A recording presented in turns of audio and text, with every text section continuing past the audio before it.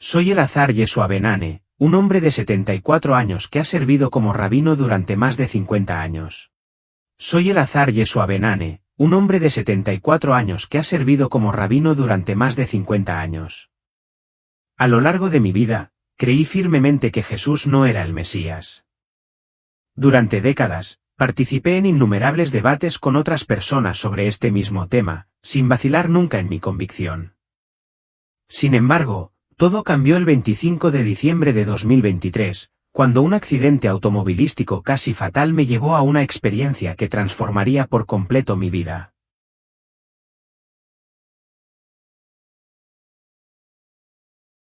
Velocidad creciente e inevitable, me hundí en lo que parecía un abismo infinito. A medida que descendía, comenzaron a surgir formas de la oscuridad impenetrable. Lo que vi no se parecía a ninguna representación del infierno que hubiera encontrado en textos religiosos o imaginado en mis miedos más profundos. Figuras enormes y monstruosas se materializaron ante mí, grotescas más allá de toda comprensión, sus formas se fundían perfectamente con las paredes de lo que inicialmente pensé que era una caverna. Pero esas paredes no eran de piedra o tierra ordinarias, estaban vivas. Latían con un ritmo antinatural, parecían respirar, como si la roca y la tierra se hubieran convertido en carne. Dentro de esas paredes vivientes, había rostros atrapados, sus expresiones congeladas en un grito silencioso. La agonía en sus rostros era palpable, cada uno era un retrato del sufrimiento eterno. Y no me dio resultado. Como a los 3 meses le digo al Señor, ¿cómo quieres que me comporte? Y me recordó a Hilario.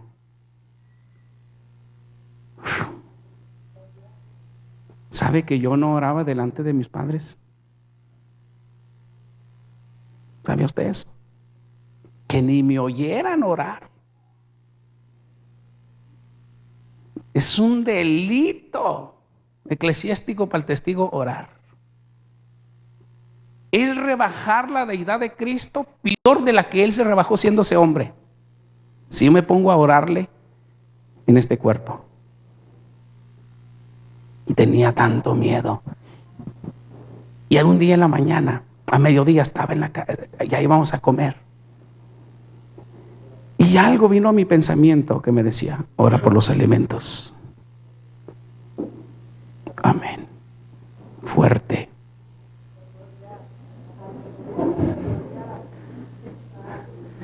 Fuerte, más fuerte, más fuerte, que te oigan. Y cuando, Señor, bendice hoy estos alimentos, Señor, porque de tu mano los recibo. Bendice la mesa de mi padre, me miró a mi papá y ¡fum! Fue cuando aventó toda mi comida. ¿Qué estás haciendo? Vete de la mesa. Y me salí de la mesa. Vámonos, vete para afuera. Y hasta qué términos has llegado.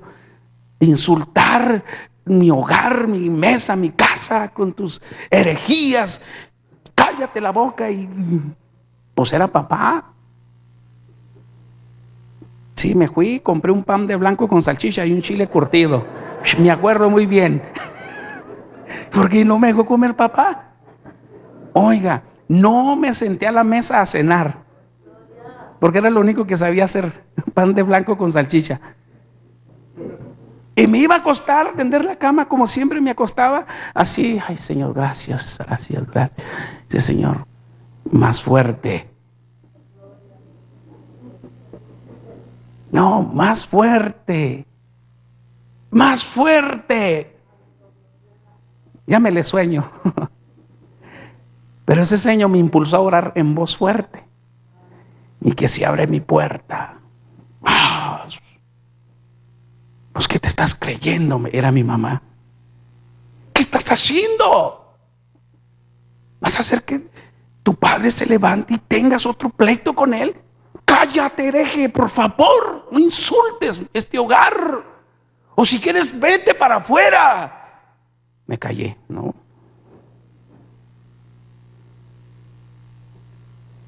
Oiga, hasta que dije yo creo que esto ya es suficiente, dije yo. Es suficiente. empecé a orar, pero con un coraje.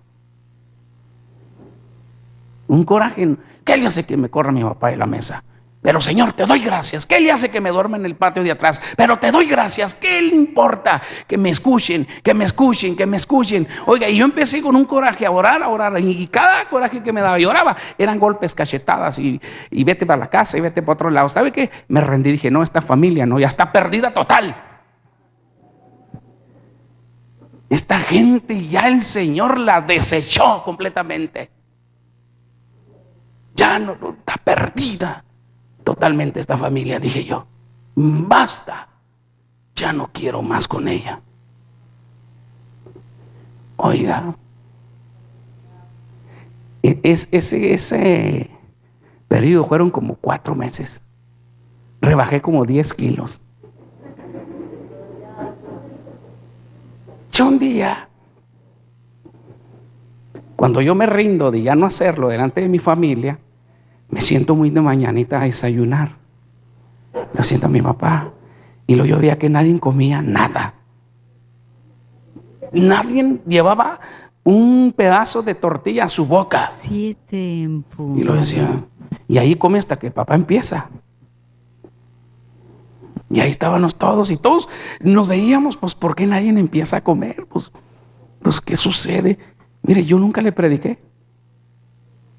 Cuando le quise predicar, nos dábamos. ¿Sí? Entonces pasaron minutos y me dice mi papá, pues ¿hasta cuándo le vas a dar gracias a tu Dios? ¿Así? ¿Enojado? ¿Hasta cuándo vas a dejarnos aquí que no comamos hasta que le des gracias a tu Dios? ¿Hasta cuándo? Me sorprendí, dije yo, gloria al Señor, dije yo. Y yo ya me había rendido. La familia está perdida ya. Ya le escupió el Señor. Ya no hay para ellos nada.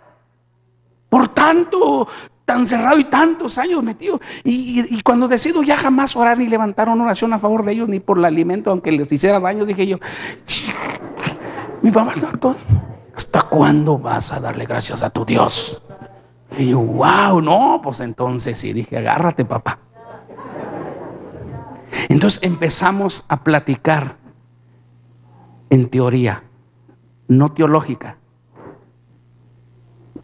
Dijo, siéntate. Quiero sacar tu rollo de esa mente. Dijo, quiero sacar tu rollo de esa mente. ¿Dónde está ese Dios? Dije yo, pues aquí está. Él siempre me acompaña. ¿Le gustará el agua fresca o de sabor?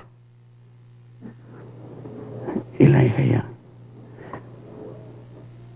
para él no hay problemas. Para él no hay ningún problema. Como tú quieras darle. Y fue y trajo 2 vasos de agua limonada, de horchata. Y me da uno. ¿Y dónde está tu Dios? ¿Dónde está? Oye, se fue al baño y se fue a buscarlo. ¿Dónde está? ¿Y dónde está? Y etcétera, y etcétera. Y yo decía, ya sé por dónde va mi papá. Porque el testigo no cree en lo espiritual. Y de eso quiero hablarle hoy. Y le decía, no te estés mofando de mí, ni menos de mi Señor. Por favor. Es que, ¿dónde está, pues? Pues no que es inteligente, no que Él es sabio, poderoso, no que Él tiene sentimientos, que llora, que gime. Muéstramelo, pues, si es una persona, para que te acabes de convencer.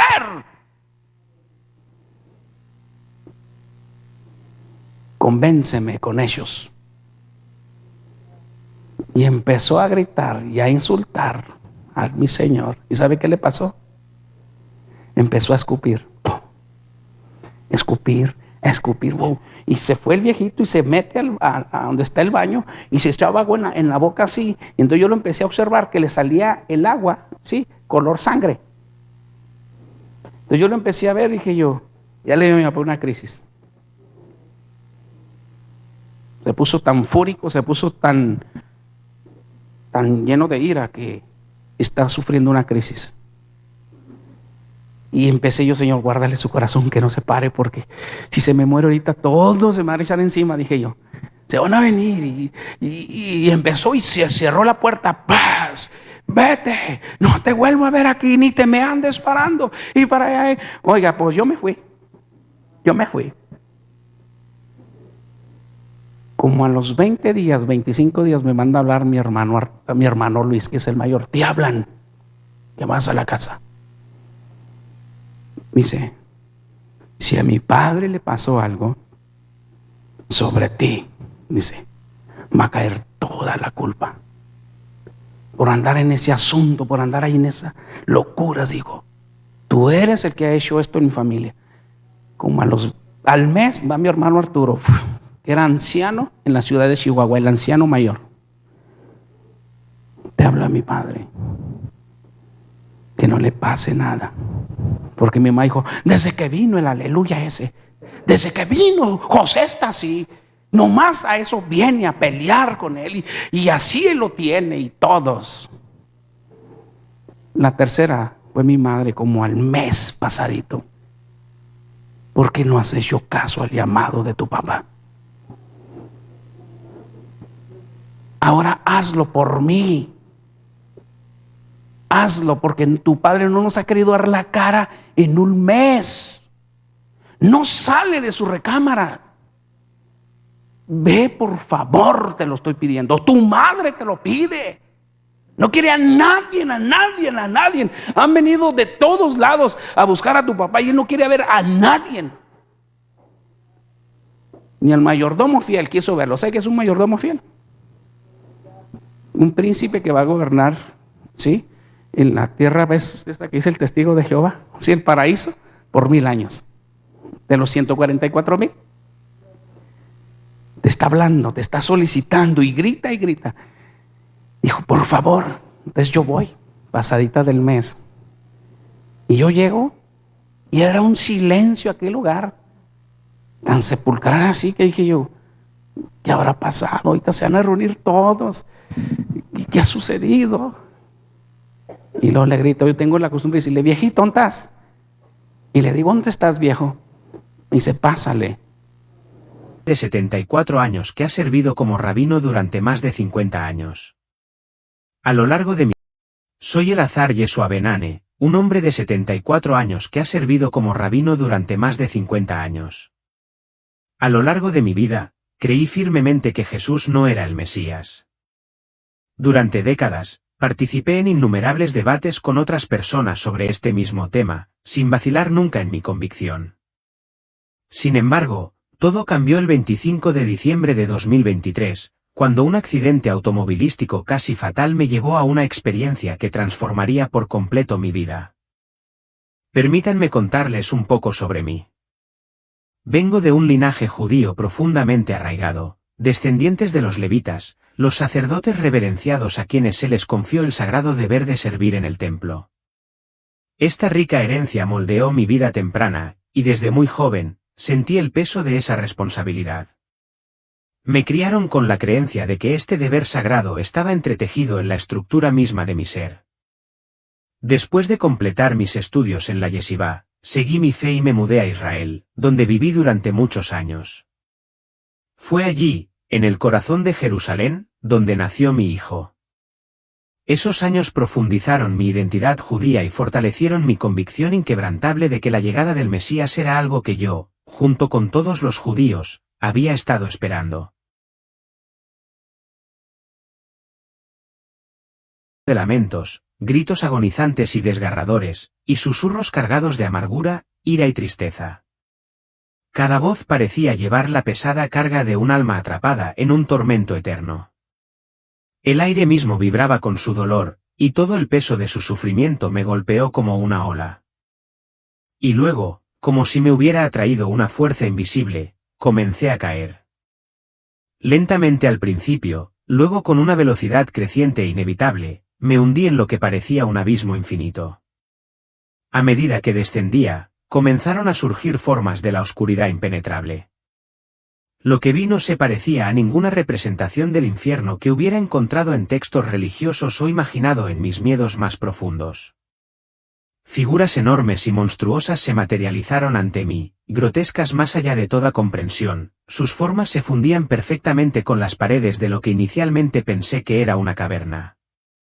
Pero esas paredes no eran de piedra o tierra ordinarias, estaban vivas. Latían con un ritmo antinatural, parecían respirar, como si la roca y la tierra se hubieran convertido en carne. Dentro de esas paredes vivientes, había rostros atrapados, sus expresiones congeladas en un grito silencioso. La agonía en sus rostros era palpable, cada uno era un retrato del sufrimiento eterno. Era como si las paredes mismas estuvieran hechas de la carne de los condenados, y cada rostro atrapado dentro de ellas gritara, aunque ningún sonido escapara de sus labios. Una fuerza invisible parecía empujarme más profundamente, arrastrándome más hacia este abismo infernal, y podía sentir el peso de la oscuridad presionando a mi alrededor. Pero este vacío no estaba vacío, no era silencioso. Estaba lleno de una abrumadora sensación de ira, sufrimiento y arrepentimiento. Cada grito, cada gemido de dolor, atravesaba el aire, resonando dentro de mi propio ser. Cada grito parecía hacer eco a través del tejido mismo de la existencia, llevándome más hacia una pesadilla de la que no podía escapar ni comprender. En medio del mar de rostros torturados, vi algunos que me eran familiares, rostros de rabinos respetados y maestros reverenciados, los mismos hombres que habían dado forma a mi viaje espiritual, guiándome con sabiduría y comprensión.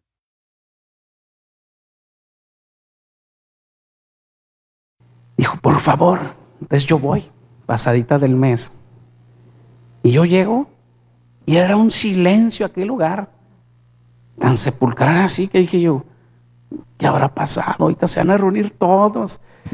¿Y qué ha sucedido? Y luego le grito, yo tengo la costumbre de decirle, viejito, ¿dónde estás?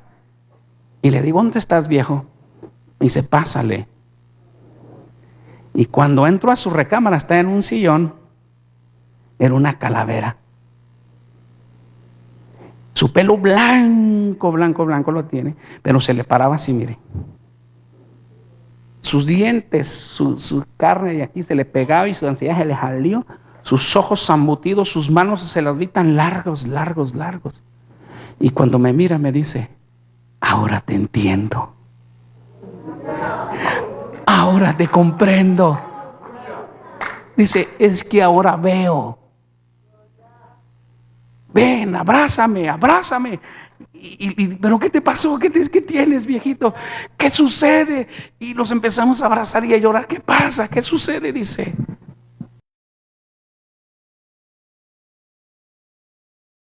Pero aquí, en este lugar de tormento, sus rostros estaban contorsionados por la angustia, sus ojos abiertos por el terror y el dolor.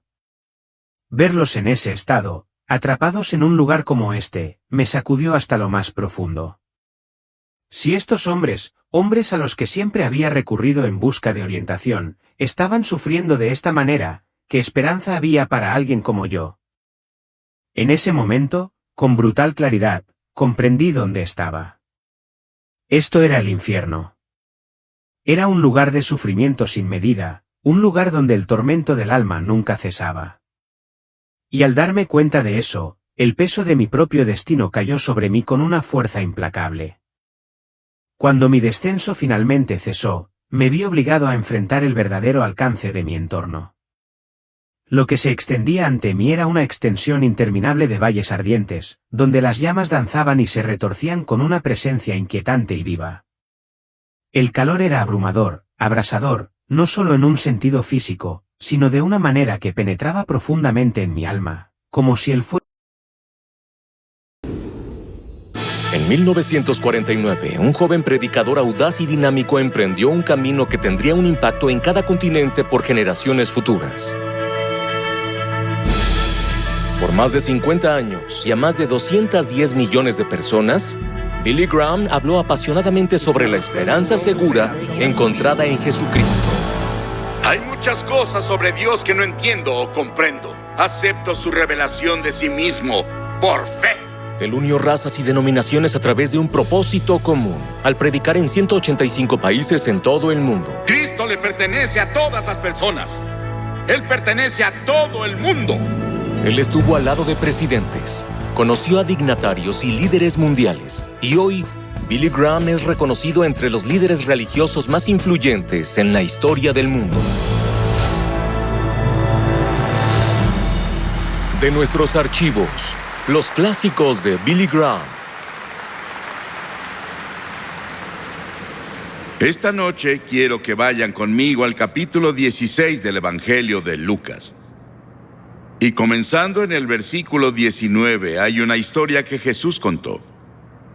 Había un hombre rico que se vestía lujosamente con lino y daba banquetes todos los días. Se tendía un mendigo llamado Lázaro a la puerta de su casa, cubierto de llagas, y queriendo llenarse el estómago con lo que caía de la mesa del hombre rico, hasta los perros se acercaban y le lamían las llagas. Resulta que murió el mendigo, y los ángeles se lo llevaron para que estuviera al lado de Abraham. También murió el rico y lo sepultaron en el infierno. El rico levantó los ojos en medio de sus tormentos y vio a Abraham de lejos y a Lázaro en su regazo. Así que alzó la voz y lo llamó: «Padre Abraham, ten compasión de mí y manda a Lázaro que moje la punta del dedo en agua y me refresque la lengua, porque estoy sufriendo mucho en este fuego». Pero Abraham le contestó: «Hijo, recuerda que durante tu vida te fue muy bien, mientras que a Lázaro le fue muy mal. Pero ahora él es consolado y tú sufres terriblemente. Además de eso, hay un gran abismo entre nosotros y ustedes, de modo que los que quieren pasar de aquí para allá no pueden, ni tampoco pueden los de allá para acá». Él respondió: «Entonces te ruego, Padre, que mandes a Lázaro a la casa de mi padre, a mis 5 hermanos, para que les advierta y no vengan también a este lugar de tormento». Pero Abraham le contestó: «Ya tienen a Moisés y a los profetas, que les hagan caso a ellos». Él dijo: «No, padre Abraham, no les harán caso. En cambio, si se les presentara uno de entre los muertos, sí se arrepentirían». Abraham le dijo: «Si no le hacen caso a Moisés y a los profetas, tampoco se convencerán, aunque alguien se levante de entre los muertos». No estoy... Ahora veo, hijo, ahora lo entiendo todo. Dice: ¿me puedes explicar esto? Y se abrió así su quijada. Y a él le gustaba jugar carreras en carros de Inglaterra. Sí, era piloto de carros de tierra ahí de los ranchos de Parral. Y en un choque, el volante le partió su quijada y le pusieron prótesis. Por 30 años caminó con prótesis, 35 años. Molares. ¿Sí? ¿O sabe qué hizo el Señor? Se las enterró las porcelanas. Y mi padre de ese accidente caminaba así. Pues ahora lo puede ver con dientes y sano de la espina dorsal. Alabado sea Jesús. Y le dije: pues estás en un grave problema. Estás en un grave problema. ¿Qué le vas a decir a mamá? Cuando venga Arturo, cuando venga Miguel, cuando venga Luis, oiga, cuando venga Gloria, dije, ¿qué le vas a decir? Ahora que venga el Máximo, cabecilla de México, ¿qué le vas a decir? ¿Verdad que no fue el chanclas? No. Mis ojos vieron su gloria. Lo expulsaron en Los Ángeles a mi papá. Allá lo citaron a Los Ángeles. Lo llevaron para Nueva York. También lo expulsaron, lo desatremitaron. Y lo echaron para afuera también. ¿Y sabe cuánto se fue a vivir conmigo? Porque mi mamá lo corrió de la casa. 3 años. 3 años. Porque el viejito decía que había visto a Jesús. No fue el chanclas, fue Jesús, y fue Jesús. Y vino mi hermano mayor: ¿y cómo tú? Ahora nos estás poniendo en evidencia a todos, Padre. 65 años metido tú allí. Nosotros toda una vida diciendo que esto es lo que debe de hacerse. Si se considera uno adorador de Jehová, y ahora me estás diciendo que no, que es Jesús. Nos van a...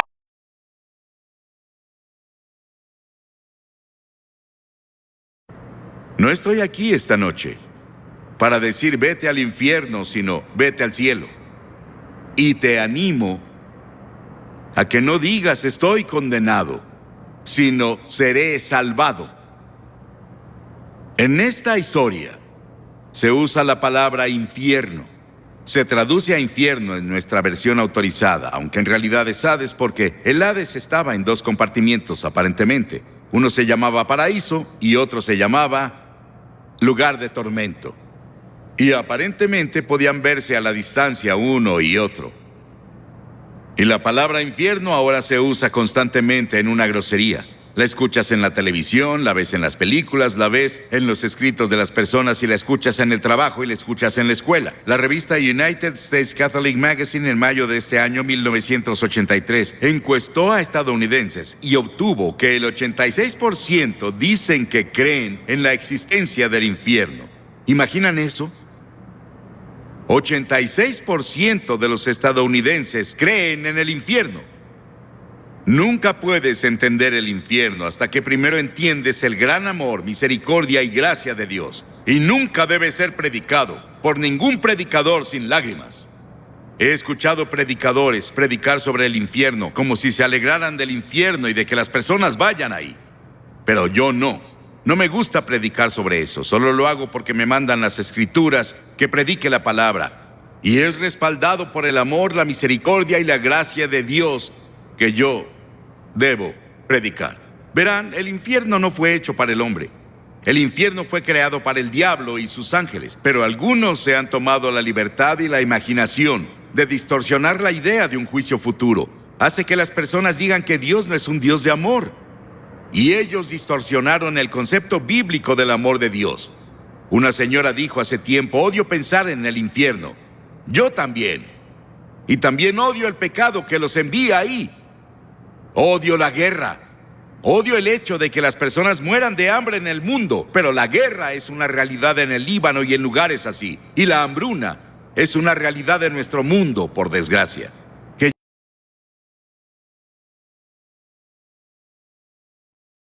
Lo que se extendía ante mí era una extensión interminable de valles ardientes, donde las llamas danzaban y se retorcían con una presencia inquietante y viva. El calor era abrumador, abrasador, no solo en un sentido físico, sino de una manera que penetraba profundamente en mi alma, como si el fuego mismo estuviera abrasando mi ser interior. Estos valles, vastos y aparentemente infinitos, estaban llenos de figuras sombrías, seres que desafiaban la clasificación, ni humanos ni animales. Sus formas se retorcían y contorsionaban de maneras que eran grotescas, cada una de ellas era un reflejo de un alma atormentada atrapada en el sufrimiento eterno. Sus gritos y alaridos resonaban en el aire, cada uno de ellos era una expresión desgarradora de dolor y arrepentimiento, reverberando a través de la estructura misma de este lugar infernal. Mientras estaba allí, luchando por comprender la magnitud de lo que estaba presenciando, comencé a notar algo que me provocó un escalofrío. Entre la multitud de figuras sufrientes, reconocí a varios rabinos destacados, hombres que había conocido y respetado profundamente. No eran solo estudiosos de las Escrituras, sino maestros reverenciados que habían dedicado sus vidas a Dios, que me habían impartido su sabiduría, guiándome en la interpretación de los textos sagrados. Sin embargo, allí estaban, encadenados y sumergidos en las profundidades del infierno. Verlos en ese estado destrozó todas mis creencias sobre la rectitud, la salvación y el orden divino. Me quedó dolorosamente claro que esto era solo el comienzo de una serie de revelaciones que alterarían para siempre mi comprensión de la vida, la muerte y la fe. A medida que me acercaba, sus rostros se volvían más nítidos. Las expresiones grabadas en sus rasgos eran inconfundibles, grabadas con el profundo dolor del arrepentimiento, sus rostros, una vez sabios y autoritarios, ahora deformados por la agonía. Ver a esos hombres, los mismos individuos que una vez habían dado forma a mi viaje espiritual, sufriendo de esa manera fue un golpe en lo más profundo de mi ser. Pero entre ellos, un rostro se destacaba por encima del resto, un rabino que había sido mi mentor desde mi infancia, el hombre que me había enseñado las escrituras sagradas en la yeshiva. Lo había admirado con un respeto inquebrantable, pero ahora su rostro no reflejaba nada más que desesperación y desesperanza. Impulsado por una necesidad desesperada de comprensión, me acerqué a él y abrí la boca para hablar, con el corazón acelerado por las preguntas. ¿Por qué estás aquí? ¿Cómo es posible? Quise saber. Antes de que pudiera pronunciar otra palabra, la voz del rabino, ronca y cargada de dolor, rompió el silencio. Nos equivocamos, susurró, sus palabras empapadas de arrepentimiento. El Mesías de Dios vino, pero lo rechazamos. Éramos ciegos. No veíamos. Otra voz se sumó a la conversación, esta vez de un rabino diferente que, aunque no lo reconocí con tanta claridad, tenía un peso de dolor similar. No comprendimos el plan de Dios. Nos aferramos a la ley, pero rechazamos al Redentor que Él envió. Éramos ciegos. Sus palabras perforaron los cimientos mismos de todo lo que alguna vez había creído. El peso de sus confesiones, cargadas de arrepentimiento, destrozó algo profundo dentro de mí. Las firmes convicciones sobre las que había construido toda mi vida, las creencias que me habían guiado a través de cada momento de mi existencia, se desmoronaron bajo la fuerza aplastante de estas admisiones.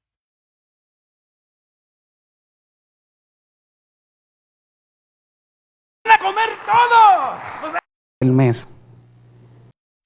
Molares. ¿Sí? ¿O sabe qué hizo el Señor?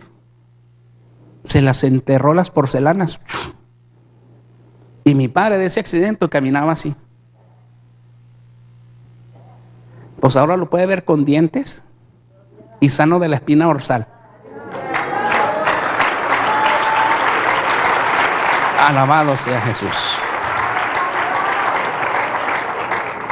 Y le dije, pues estás en un grave problema. Estás en un grave problema. ¿Qué le vas a decir a mamá? Cuando venga Arturo, cuando venga Miguel, cuando venga Luis, oiga, cuando venga Gloria, dije, ¿qué le vas a decir? Ahora que venga el Máximo, cabecilla de México, ¿qué le vas a decir? ¿Verdad que no fue el chanclas? No. Mis ojos vieron su gloria. Lo expulsaron en Los Ángeles a mi papá. Allá lo citaron a Los Ángeles. Lo llevaron para Nueva York, también lo expulsaron, lo desatremitaron y lo echaron para afuera también. ¿Y sabe cuánto se fue a vivir conmigo? Porque mi mamá lo corrió de la casa. 3 años. 3 años. Porque el viejito decía que había visto a Jesús. No fue el chanclas, fue Jesús y fue Jesús. Y vino mi hermano mayor, y como tú, ahora nos estás poniendo en evidencia todos, Padre. 65 años metido tú allí. Nosotros toda una vida diciendo que esto es lo que debe de hacerse. Si se considera uno adorador de Jehová. Y ahora me estás diciendo que no, que es Jesús. Nos van a comer todos, nos van a venir todos. Y agarró mi papá, dice, ahora sí te puedo explicar. Ahora sí te puedo explicar, no tengas miedo. Viejito condenado, dije yo, ¿por qué no me hiciste caso a mí? Ahora sí quiere convencer a todos así fácil. No tengas miedo, mira, estos y mis hermanos. A los 2 años vino uno, al año otro, al año el otro, y el otro, y el otro, y el otro, y el otro. Sobrinos, nietos, familiares, genuinos y postizos que llegan en la casa se convencen de que Jesús es el Señor.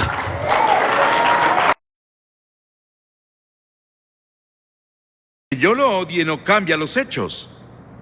Y odiar, morir no cambia el hecho de que voy a morir. Y Pablo le escribió a Timoteo diciendo, predica la palabra. Y si voy a ser fiel a mi llamado como ministro del Evangelio de Jesucristo, debo incluir en esa palabra lo que nuestro Señor Jesucristo enseñó en el tema del infierno. Un clérigo dijo que si usaba el infierno en el púlpito, las personas lo echarían. Bueno, sé que en Carolina del Sur llegué a un pueblo hace unos años en los que tenían 13 o 14, no, 16. Señales de reducir la velocidad y parar, porque muchas personas se habían matado en esa intersección. ¿Eso aplica para el estado de Carolina del Sur, poner señales para advertirles a las personas? ¿Es correcto que yo les advierta esta noche lo que Jesús enseñó y lo que la Biblia enseña de principio a fin? ¿Está mal que un hombre sacuda una linterna para detener a las personas en un cruce de vía? ¿Está mal ondear una bandera para advertir que viene un juicio? Recuerdo que hace años estábamos en Mississippi y había una carretera estrecha y venía uno de esos terribles tornados. Y un puente fue arrastrado en el torrente de agua. Y un hombre salió esa noche cuando vio lo que pasó e intentó advertir a los autos con su pañuelo mojado y una linterna. Y ninguno de ellos paraba y 5 de ellos cayeron y los ocupantes de los autos murieron. Jesús curó a una persona mentalmente enferma. Una vez, el Gadareno, y un hombre poseído por demonios, y las personas le pidieron a Jesús que los dejara en paz. Y él respondió su oración. Él los dejó solos. No tienes que escuchar este sermón esta noche. Puedes decir, no quiero escuchar esto. Déjame en paz. Y Jesús podría responder tu oración y dejarte en paz. Y si te dejas solo, el Espíritu de Dios, nunca podrás encontrar perdón de pecados y nunca entrarás al paraíso.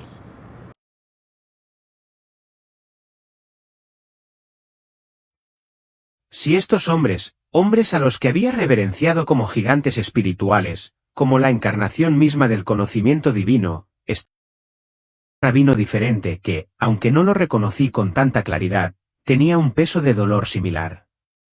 No comprendimos el plan de Dios.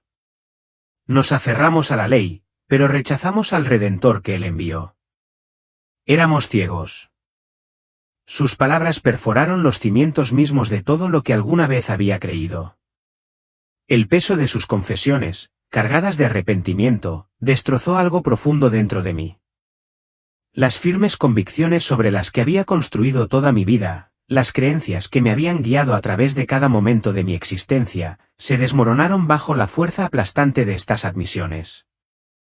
Si estos hombres a los que había reverenciado como gigantes espirituales, como la encarnación misma del conocimiento divino, estaban aquí, sufriendo como estaban, ¿cuál era, entonces, la verdadera naturaleza de la voluntad de Dios? ¿Qué significaba seguir la verdad? Y, frente a esta revelación impactante, ¿qué debía creer ahora? En medio de la desesperación sofocante y la oscuridad abrumadora que parecía extenderse sin fin en todas direcciones, sucedió algo extraordinario. Un rayo de luz repentino atravesó el vacío, cortando la penumbra opresiva como una espada a través de la niebla. Al principio, no parecía más que un pequeño punto, distante y débil. Pero mientras lo observaba, creció, expandiéndose con una intensidad que inundó el aire a mi alrededor. La luz, pura y radiante, hizo retroceder las sombras sofocantes, disipando la oscuridad que me había mantenido cautiva. Su brillo no se parecía a nada que hubiera visto antes. Aunque instintivamente entrecerré los ojos ante su intensidad, no me causó dolor. En cambio, trajo consigo una paz profunda e indescriptible, una paz que parecía inundarme, llegando a lo más profundo de mi alma. Mientras trataba de concentrarme en la fuente de esta iluminación divina, una figura comenzó a materializarse de la luz. Desde el primer momento en que lo vi, supe que no era un ser común. Su presencia no se parecía a nada que una mente humana pudiera comprender por completo. Su rostro irradiaba un brillo que parecía casi celestial, pero había una ternura inconfundible en su expresión, una compasión profunda y consciente que parecía un bálsamo para mi sufrimiento. Olas de serenidad brotaban de él, llegando a lo más profundo de mi ser, aliviando las heridas que ni siquiera sabía que tenía. Se acercó un paso más, su mirada se fijó en la mía, y en ese instante, me sentí completa y absolutamente vista. No había palabras, no las necesitaba. En lo más profundo de sus ojos, supe que entendía todo sobre mí, y cada miedo, cada arrepentimiento, cada carga que había llevado a lo largo de mi vida. Era como si mi alma misma estuviera al descubierto ante él, y sin embargo no sentí vergüenza, solo una abrumadora sensación de comprensión y aceptación. Las lágrimas, inesperadas e incontrolables, comenzaron a correr por mi rostro. Eran lágrimas de rendición, lágrimas de algo más que tristeza, algo más cercano al asombro y la reverencia.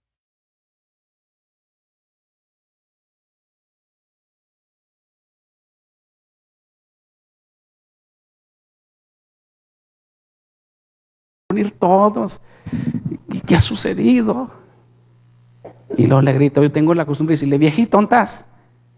Y le digo, ¿dónde estás, viejo? Y dice, pásale.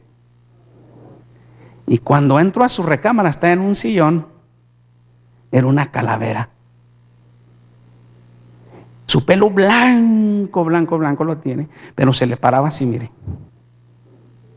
Sus dientes, su carne de aquí se le pegaba y su ansiedad se le salió. Sus ojos zambutidos, sus manos se las vi tan largos, largos, largos. Y cuando me mira me dice, ahora te entiendo. Ahora te comprendo. Dice, es que ahora veo.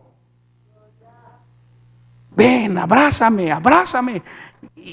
¿Pero qué te pasó? ¿Qué tienes, viejito? ¿Qué sucede? Y nos empezamos a abrazar y a llorar. ¿Qué pasa? ¿Qué sucede? Dice, ahora veo, hijo, ahora lo entiendo todo.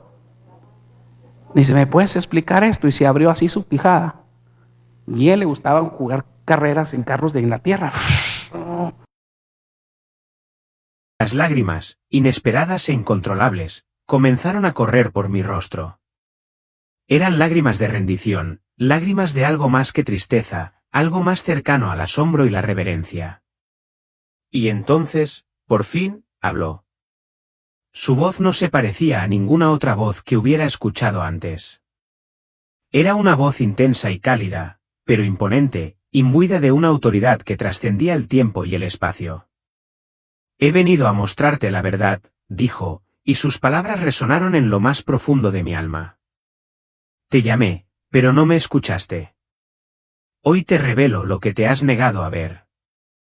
Estoy aquí para salvarte y convertirte en una luz para tu pueblo. Sus palabras me impactaron con la fuerza de una revelación, rompiendo con los años de devoción, estudio y lucha que habían definido mi vida.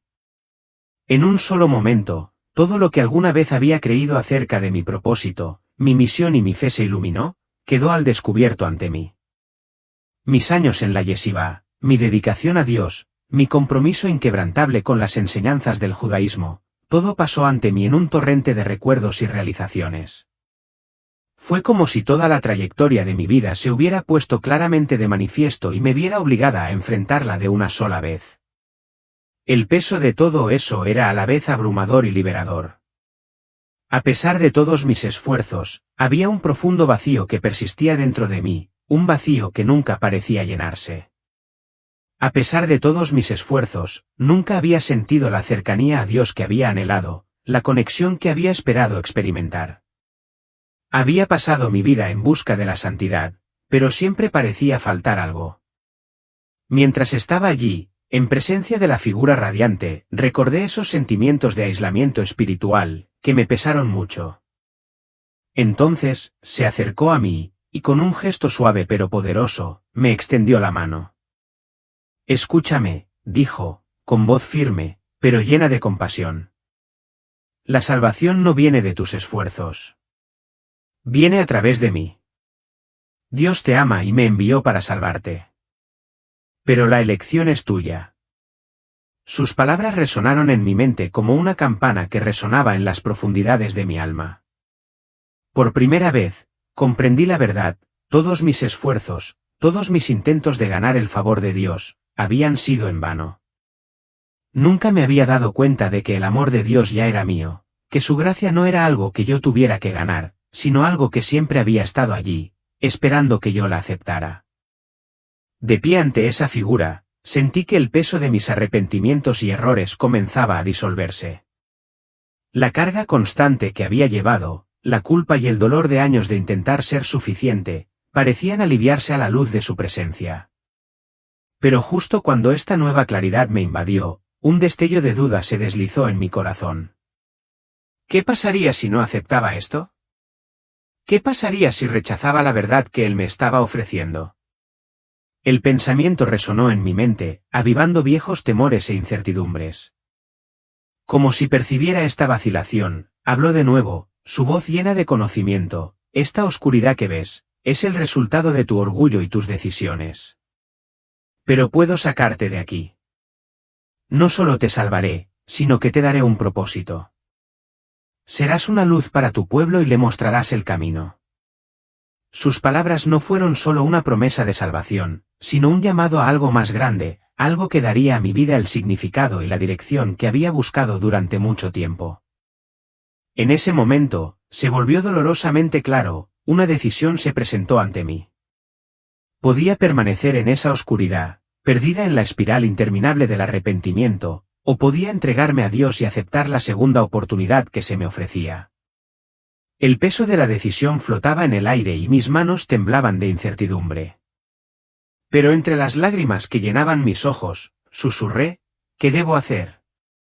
Cree en mí, dijo, con su voz suave pero llena de autoridad inquebrantable.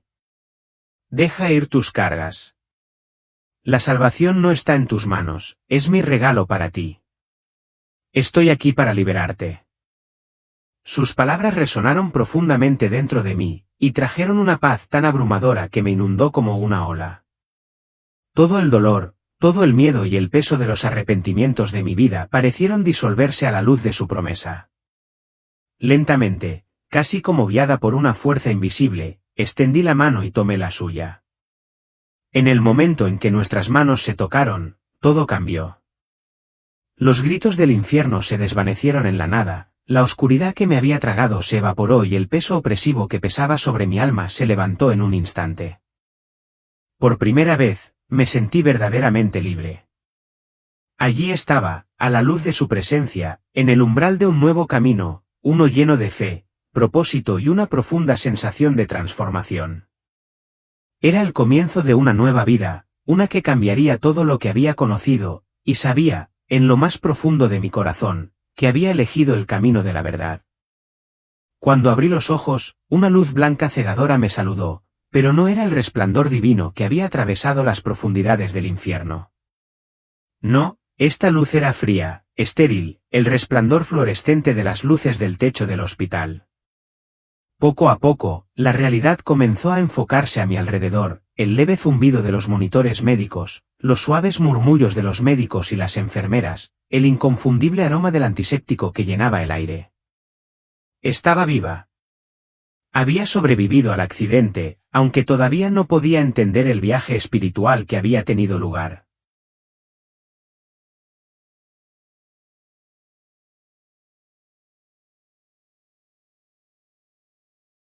Desde que vino el aleluya ese, desde que vino, José está así, nomás a eso viene a pelear con él y así él lo tiene y todos. La tercera fue mi madre como al mes pasadito. ¿Por qué no has hecho caso al llamado de tu papá? Ahora hazlo por mí. Hazlo porque tu padre no nos ha querido dar la cara en un mes. No sale de su recámara. Ve, por favor, te lo estoy pidiendo. Tu madre te lo pide. No quiere a nadie, a nadie, a nadie. Han venido de todos lados a buscar a tu papá y él no quiere ver a nadie. Ni al mayordomo fiel quiso verlo. ¿Sé que es un mayordomo fiel? Un príncipe que va a gobernar, ¿sí?, en la tierra, ¿ves esta que dice el testigo de Jehová? Sí, el paraíso, por 1000 años. De los 144,000. Te está hablando, te está solicitando y grita y grita. Dijo, por favor. Entonces yo voy, pasadita del mes. Y yo llego Y era un silencio aquel lugar, tan sepulcral así que dije yo, ¿qué habrá pasado? Ahorita se van a reunir todos. ¿Y qué ha sucedido? Esa abogada dijo, voy a dejarla, voy a estar contigo.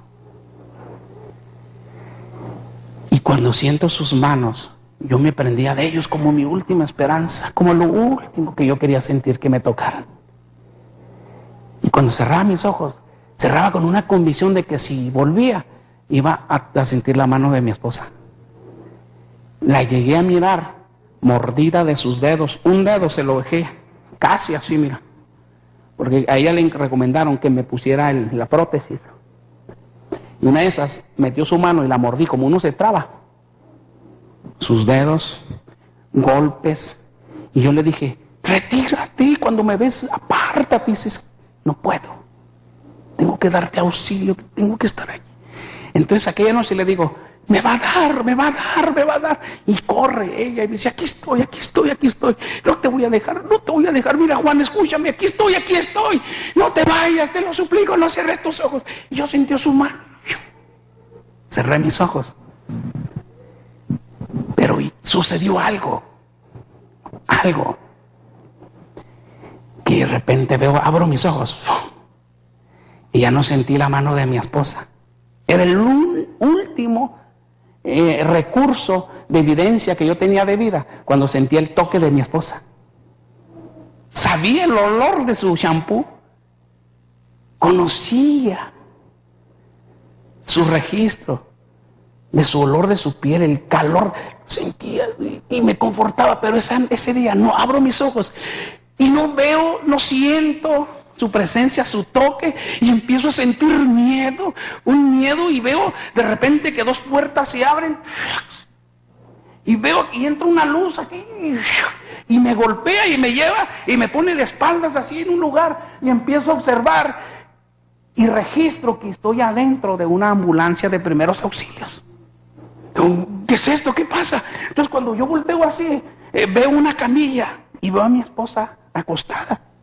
Entonces yo me pregunto, ¿qué pasa? ¿Qué sucede? Entonces veo que se bajan los enfermeros de aquella ambulancia y jalan aquella camilla. Digo, no, ¿pero qué pasa? ¿Qué sucede?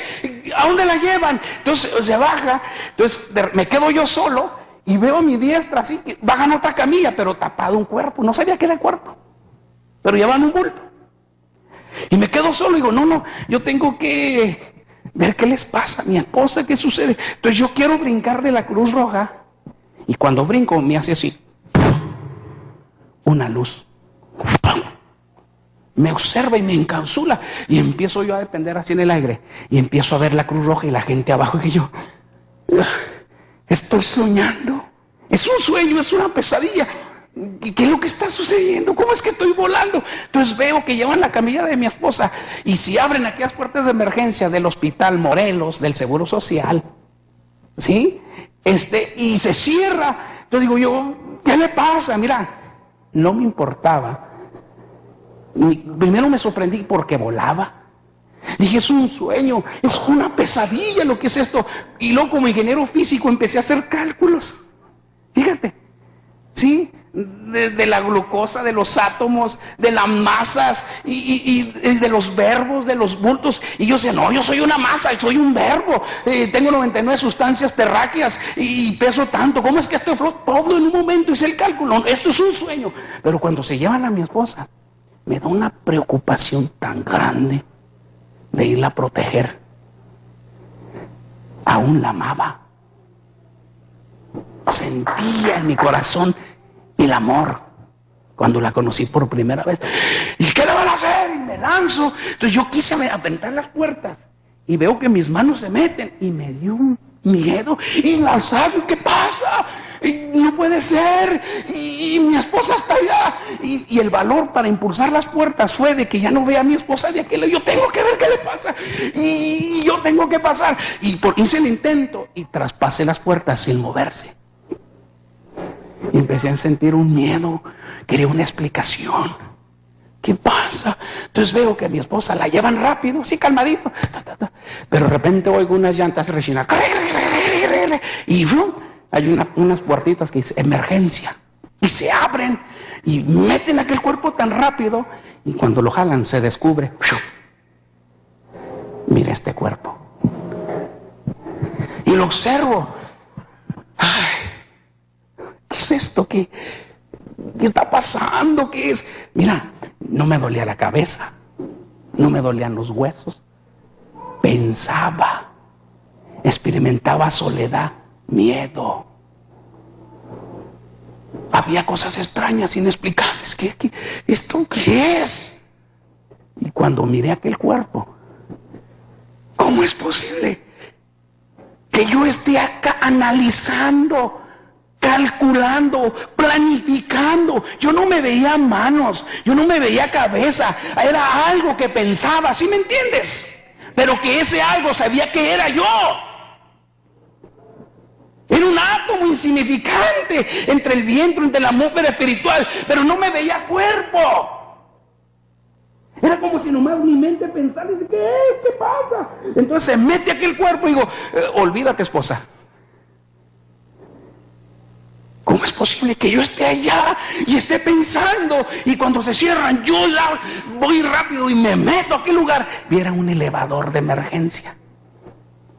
Y se cierra y empiezo a ver el puntito rojo, 1, 2, 3 y ¡fum! Se abren las puertas y ¡fum! Se llevan aquel cuerpo y está un grupo de personas, lo agarran y lo llevan a un de emergencia, a un quirófano, lo suben y lo acuestan y empiezan a analizar y que no trae nada, y que no trae nada, que no reacciona.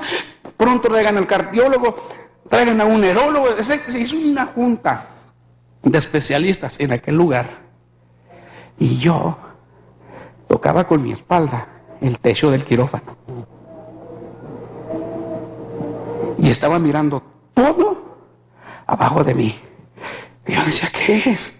Y lo que yo empecé a notar es que perdía mi color. Estaba perdiendo mi color. Y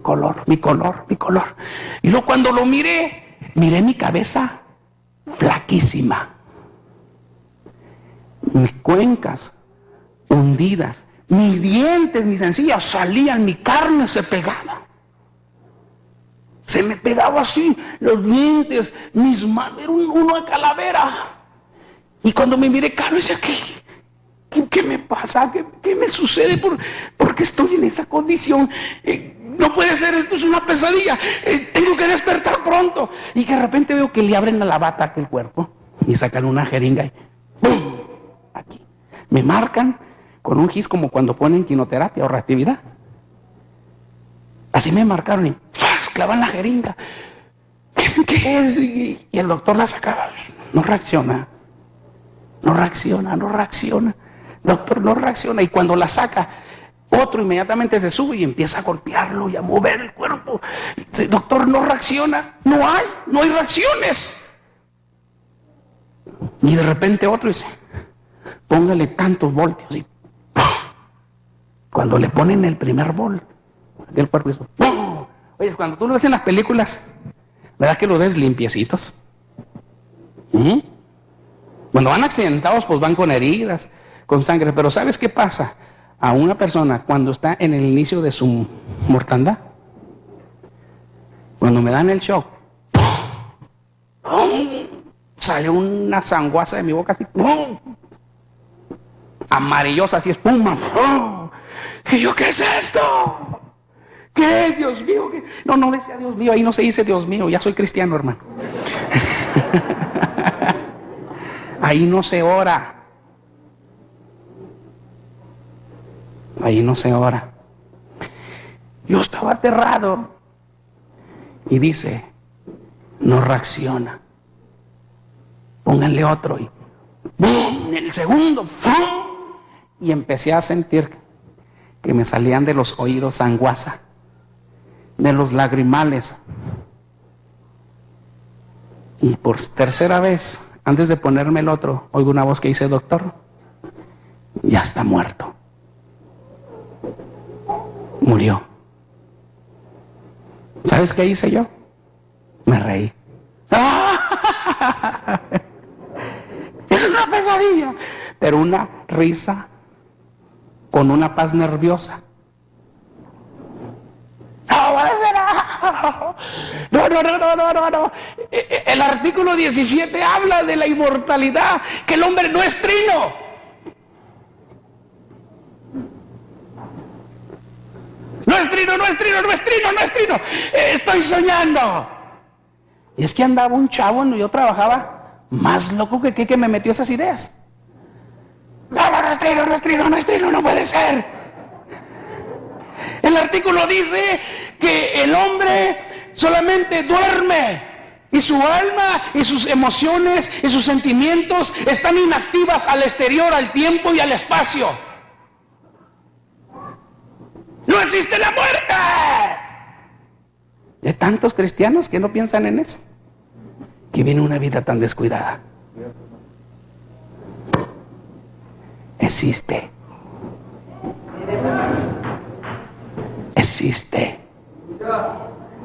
¿Y sabes qué es la muerte? Un abandono total de lo todo. No te lo puedo explicar. Estuve en Santa María, California, en el programa Lo Insólito, que es lo increíble. Salieron vivos. Llevé mis expedientes y me hicieron estudios, porque es el único caso que hasta yo sé, y no me glorío de eso, de que hay evidencias federales de una resurrección de 2 horas. ¿Sí?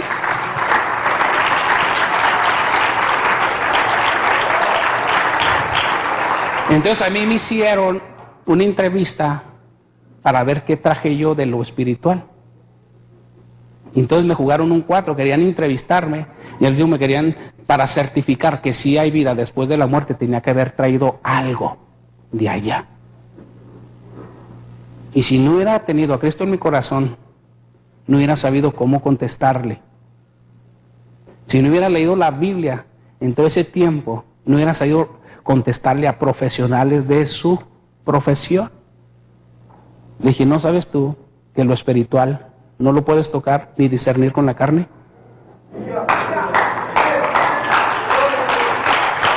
Lo espiritual se discierne espiritual. Y si hubiera traído algo, no lo habías visto, cabezón. ¿Sí me entiendes? Entonces, empiezo a hacer análisis teológicos. Como tú creas. Proverbios 23, versículo 7, dice que tal como sean tus pensamientos, así serás. De la calidad y el tamaño que consideres a Cristo en tu vida, así tendrás la resurrección. Si crees que Jesús es lo que dice ser, tendrás una resurrección gloriosa. Pero si andas ahí nomás, el medio vuelo, serás vomitado. ¿Sabías tú eso? Porque los tibios no le agradan a Dios, ni a las ballenas. ¿Sí entendió? Entonces dirá, ¿cómo Dios vomita a un hombre? ¿Cómo es cuando tú echas algo? ¿Cuando lo miras o cuando está aquí? Entonces cuando entra a tu organismo y aquello que comes no es accesible o no es tolerante a tu organismo, empieza una revolución aquí, ¡pum! Y quiero que sepas que este lugar compone el cuerpo de Cristo. Y tienes que estar bien calientito o frío. Alabado sea Dios. Hice cálculos teológicos.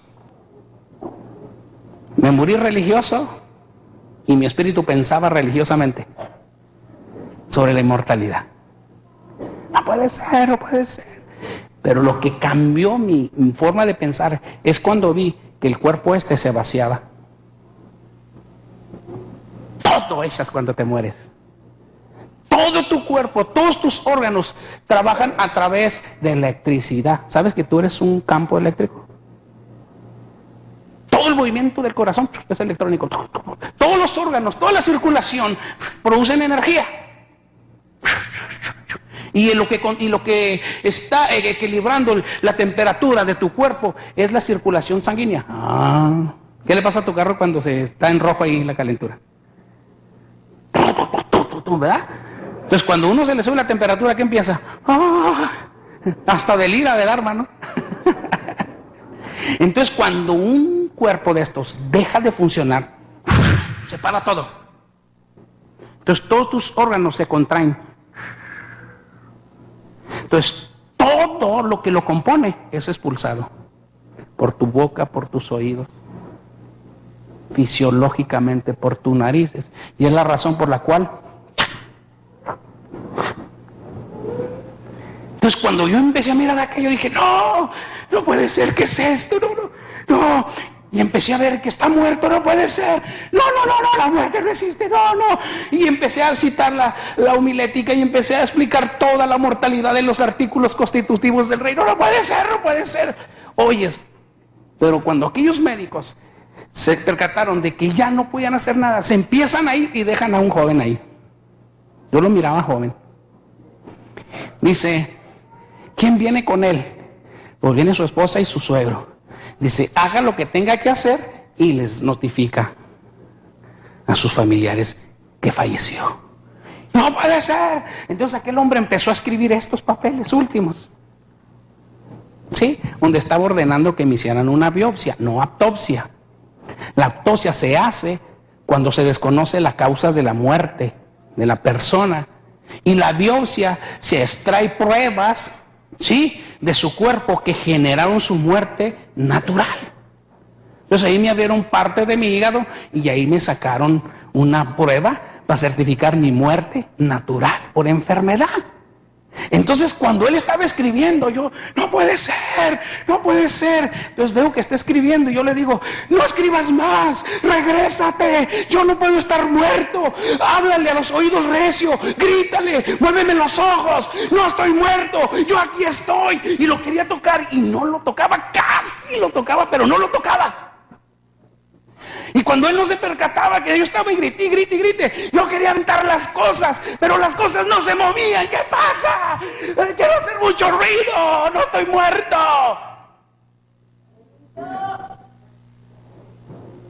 Dice Pablo que lo espiritual está aquí, se puede tocar, no está lejos. En un abrir y cerrar de ojos puedes tener esa experiencia.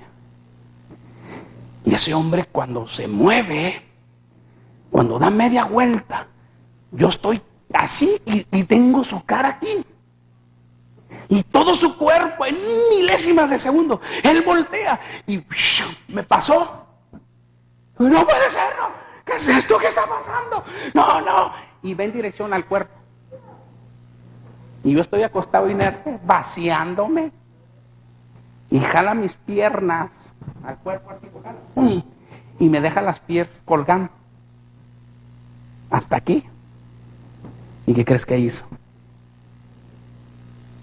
Me abrió las plantas del primer pie así y me cortó las yugulares, ¿sí?, en las extremidades de mis pies, aquí, de este lado y aquí sí. Y le hizo sin misericordia. Y empezó a jalar así. Y empezó a caer la sangre en cuajos en una charola en el piso. Y cuando yo vi eso, ¡no! ¿Qué estás haciendo? ¡Infame, detente! ¿Qué haces? ¡No! Pero no me dolía. Pero era un temor muy fuerte. Lo que yo experimentaba estar viendo aquello, ¡no! Y cuando veo que agarré el segundo pie, ¡no! Lo quiero agarrar y no, y detente. Y veo lo mismo. ¿Qué? Detente, por favor. Y empecé a gritar, ¡papá! ¡Ay, mamá! Y me recordé de papá. ¡Mamá! ¿Qué es esto? ¿Qué me sucede? ¿Qué pasa? ¡Ay, no! ¡Ya no quiero más, mamá! Y como yo estaba sufriendo tanto, recordé a mi padre desde niño, cuando me llevaba de pequeño al salón del reino. Empecé a recordar que mi padre me decía: hijos, yo soy una persona en la cual mucha gente, sus ojos están en mí. Muchas vidas dependen de mi consejo. Por lo tanto, por ser la persona que soy yo, un líder, el cual Jehová lo ha puesto para señalar el camino al paraíso, usted tiene que tener un comportamiento sano, porque desacreditan mi vida. Y era una educación forzada. Nunca he celebrado un cumpleaños, un pastel tampoco. No, ahora sí, mira, por eso estoy así. Una fiesta. Nunca hubo regalos. No hay que perder el tiempo. Hay que extender el evangelio. No el evangelio, no el reino. Me decía mi papá: haz esto, haz aquello. Y siempre aquí, cuando iba a hacer algo, como niño inquieto, niño, mi papá, mi mamá. ¿Sabe cuál es la lógica número 1 de los testigos? Pastor, para que todos lo escuchen en tus cabezones. No alcanzar mi generación. Esta generación hay que disipularlas. Porque a través de la disipulación, la otra generación se multiplicará. Si tú no tienes una disciplina cristiana, tu generación no se va a salvar. Por eso es que desde los niños andan en las calles. Yo le daba el 90% de mi tiempo a los niños. Todo anciano dedica el 90% a los inocentes y el 10% a los demás. Porque esta generación se desaparece en 70 años. Y viene otra cosecha, cual se conoce como lluvia tardía. Que multiplicará y se multiplicará porque están siendo instruidos. ¿Quieres que tus hijos se salven? No le eches la culpa a los cuneros, ni a la maestra. En ti está.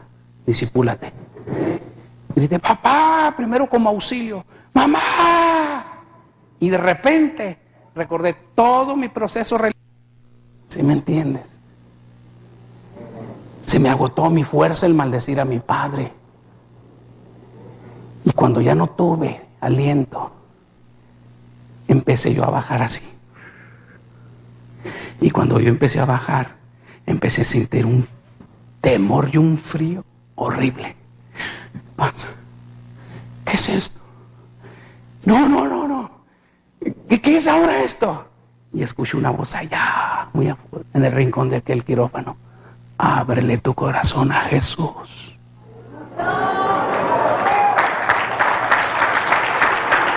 Ábrele tu corazón a Jesús. Pero salía de abajo. Yo estaba en el tercer piso y ¡pum! Traspasaba la pared. Y cuando mi espíritu iba bajando, es cuando llegó esta oración: ábrele tu corazón a Jesús. Y se elevó por segunda vez. Y me senté otra vez arriba. Y conocí aquella voz. Y empecé a recordar a ese loco llamado Hilario Rodríguez. Era un cristiano. Nunca, por los nunca, me abrió la Biblia. Nunca de los jamases me habló que él era cristiano. Jamás de los jamases debatió conmigo. Porque yo tengo una licenciatura de divinidades. Estudié los 3 años un doctorado de sectas en Monterrey, en la Universidad Teológica. Y los más cursis, ignorantes y faltos de neuronas se me hacían los cristianos. Son los que me cautivaron y me llamaron la atención a escuartizar su doctrina. Me cautivó, pero no lo ejemplar que creían. No en lo que ellos creían decir al mundo lo que eran, sino que decía, ¿cómo se ponen a creer en esas ridiculencias? En lo espiritual, en la eternidad en el cielo, en Jesucristo, en milagros. Todo eso lo descarta el testigo de Jehová. Y eso me llamó la atención. Voy a estudiarlos. Y cuando llego a la empresa, Hilario Rodríguez, él sabía que mi padre fue patrón muchos años de él, que mi padre era una persona religiosa, testiga de Jehová. Y cuando me conoció, no sé por qué nunca me habló, pero lo que me hizo recordar a Jesús, el cual él predicaba, eran sus acciones. Era su comportamiento. Entonces me vino, ¿eres tú, Hilario? Pero no puede ser, ¿qué está pasando? ¿Qué es? ¿Qué es todo lo que estoy experimentando? Estoy muerto, sucede aquello, y ahora escucho tu voz, pues ¿qué es lo que sucede? Y oía, ábrele tu corazón a Jesús. Entonces todo el currículo de Hilario lo memoricé así. Y me dio tanto coraje el Cristo de Hilario, porque Hilario Rodríguez en la constructora tenía borrachos, tenía marihuanos, tenía divorciados, tenía alcohólicos que lo corrieron de su casa porque maltrataba a la esposa y los descuidaba. Entonces, ese condenado de Hilario, nomás a ellos les decía, Cristo te ama. Cristo deseó dar su vida para que tú disfrutes una vida. Si supieras el sacrificio, el amor de Jesús por ti, y esto y aquello. Hilario nunca me decía, Cristo te ama. Pero su comportamiento, sus acciones, lo veía diferente. Y yo nomás era el único que me estaba muriendo, y a él siempre lo veía con una sonrisa, y siempre veía sus manos a la hora de la comida orar, a la hora de salir despedirse de su Señor, y hacía todo para él. Y dije, quisiera conocer al Cristo de Hilario, porque el mío está escrito en la Constitución, artículo 1, que Jesús el Nazareno es el culpable número 1 de que el hombre no venga al conocimiento del único verdadero Dios Jehová. Con letras mayúsculas. ¿Por qué razón es el culpable? Porque le rinden honores, le rinden adoración, le rinden privilegios, le rinden la gloria, se rinden los ángeles, se rinden los habitantes de la tierra, aún los que están debajo de la tierra. Dicen ellos que se postrarán y que Él es el Señor y juez de vivos y muertos, y que solo en su nombre hay salvación, y que solo el que lo invoque será salvo, y solo aquel que le reconozca será una vida eterna. Decía, no es cierto, no es cierto.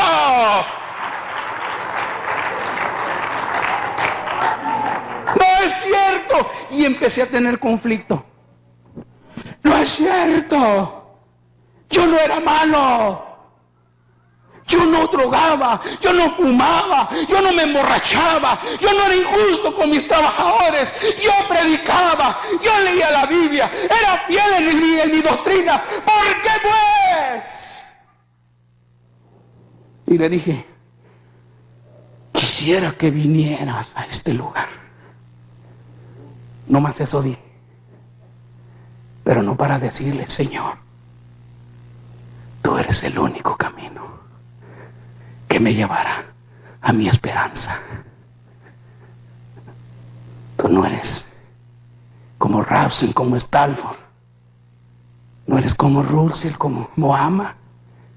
No, era para decírselo en su cara, decirle cómo eres egoísta. Moriste por las masas más viles y morales sobre la faz de la tierra. Yo que trabajaba. No moriste por mí. Eres marxista, eres comunista, haces diferencia, eres favoritista. Y empecé a decir todo eso. ¿Y sabes qué pasó? Por segunda vez empecé a bajar y empecé a experimentar eso. Y vuelvo a escuchar unos cánticos que decía lo último: ábrele tu corazón a Jesús. Una voz tierna, una voz tan maravillosa, que me volteo y le digo: basta, Hilario, déjame en paz. Y aquí me vas a dejar en paz, miserable. Y cuando dije: si existe tu Cristo, que venga. Apenas había dicho la palabra cuando oigo un eco así, pero retumbó todo aquello. ¿Y sabe qué pasó con mi espíritu? Cayó así, echó bolita al suelo, en posición de feto. Mi cabeza en medio de las rodillas, mis piernas tocaban mis nalgas. Un miedo, un temblor. ¡Ay! Sentía que algo me estaba triturando, sentía que algo me estaba desapareciendo. Y decía: ¡ay, qué es! ¿Qué es? ¿Qué es? ¿Qué pasa ahora? Y un estruendo. Y se llenó todo de luz. Se desapareció el cuerpo, se apareció el cirujano, se apareció todo el ambiente macabroso y de muerte que estaba ahí, y todo era una luz. Y siento un toque en la nariz. Antes de eso, en el segundo eco, se abren mis brazos, mis piernas se estiran y mi lengua salía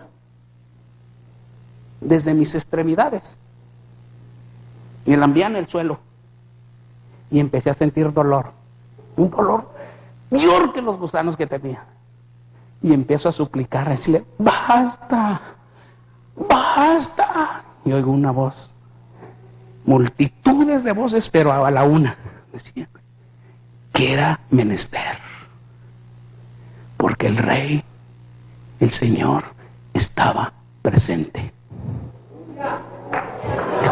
Es necesario. ¿Sabes que a mí me enseñaron a no doblarme? Mente empresarial, carácter de mando, para no quebrar en mis compromisos, no tener misericordia con los ociosos, no creerme muy fácil de la charlatanería y de las palabras que no tienen valor en el eco de su oratoria. Aprendí la facilidad y el poder de hablar como empresario. Óyelo, pero cuando yo oí aquella voz que era necesario que mis brazos se estiraran y mis piernas y mi lengua, porque el Señor estaba presente, sucedió algo. ¿Sabes qué? Porque ese llamado Jesús se le dio un nombre. Un nombre que es sobre todo nombre.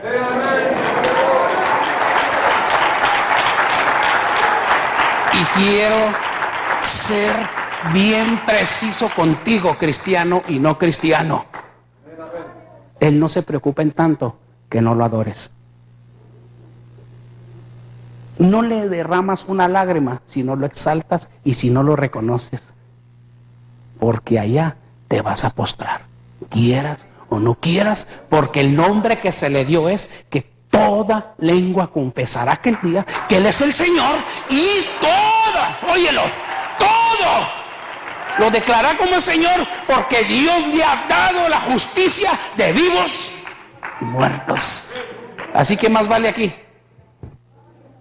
Si no, allá te van a sacar la lengua como a mí. Y los ángeles te van a postrar y decir: ahora decláralo, que Él es el juez de vivos y muertos. Y depende lo que salga de su boca. Es a partir de aquí. Sentí las dolencias y grito misericordia. Y algo me toca mi nariz. Entonces sentí un toque extraño a todo aquel ámbito que experimenté. Y abro mis ojos y miro un guarache, una andalia, más transparente que esto. Un pie grande. No muy grueso su planta. Y unas perlas así, grandotas, que alazaban todos sus chamorros.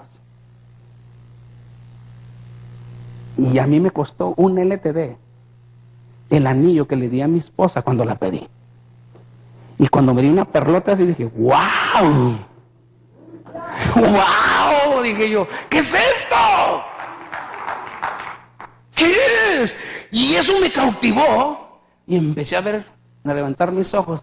Y empecé a ver un borde de un vestido. Levanté mis ojos y empecé a ver unas manos que salía de sus uñas, esa luz que llenó todo aquel lugar. Empecé a levantar y estaba de pie y estaba como una bombilla de luz cubriendo a un ser extraordinario. Y pude mirar que él lloraba. Y caían sus lágrimas, pero no al piso. No. Entonces cuando miré las lágrimas, cerré mis ojos y dije, Él está aquí porque sufrió igual que yo. Yo sé el sabor de unas lágrimas por el dolor. Yo sé lo que se siente traer una costra. Yo las miré. Yo miré sus heridas. Y eso me dio a entender que era Jesús. ¿Sabe qué creí que era? El purgatorio. Porque mi suegro me decía, es que usted por ser protestante está viviendo así, pero si comulga y se bautiza y va a misa, lo va a perdonar sutana y mangana, y verá, y que para allá, y si no, se va a ir al purgatorio. Y todo eso me vino a la memoria. Te va a llegar aquel día, todas las veces que te dijeron, ábrele tu corazón a Cristo. Le vas a recorrer. Entonces dije, entonces Él está aquí porque Él sufrió. Aquí se está regenerando, aquí está este hombre, yo lo entiendo a él. A mí nadie me entendió, a mí nadie me comprendió. Ni mi religión, ni mi Dios, ni la brujería, ni las medicinas. Yo sí lo entiendo a él. Y cuando yo estaba pensando en compasión de él, algo me abre que él abra mis ojos y me dice, heme aquí. Yo soy el Cristo de Hilario. Así. Explotó la gloria ahí. Cuando ese ser extraordinario usó el nombre de Hilario en sus bocas, dije, wow. ¿No te cae el peine? Yo le pregunté a Jesús, ¿por qué tuviste misericordia de mí? ¿Sabes qué me dijo? De ti no. Yo honré la fe de mi hijo. Yo honré la fe de mi hijo. Dice, mas ahora tengo una comisión para ti. Dije, wow. ¿No te cayó el peine? Yo le pregunté a Jesús, ¿por qué tuviste misericordia de mí? ¿Sabes qué me dijo? De ti no. Yo honré la fe de mi hijo.